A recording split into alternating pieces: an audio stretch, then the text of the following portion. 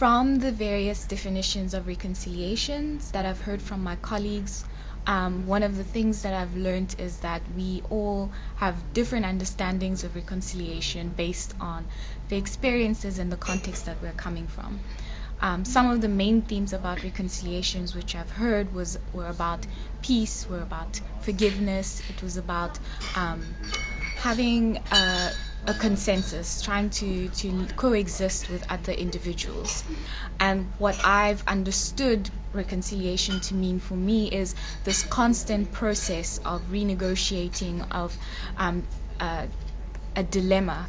And question that I remain with is whether reconciliation is really congruent or compatible with the process of justice.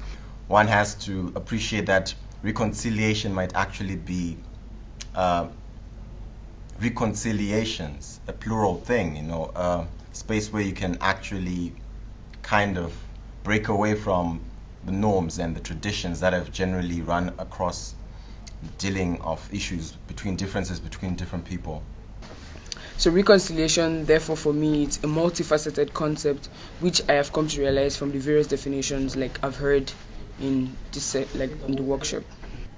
History is very important in everything we do because we must know what happened in the past that shaped the present and how the future should look like. And in matters of modern day reconciliation, history has a very important place to play. We should not stay in the grudge of what happened in the past, but rather to try as much as possible to create a new path for this current generation and the generations to come.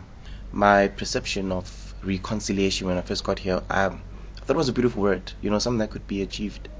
Words like peace came up for me. But with my interaction with fellow scholars, I then began to realize that, but no, reconciliation seems to be very different within the eyes of different people. What reconciliation might mean for me might not be the same definitions that might mean for someone.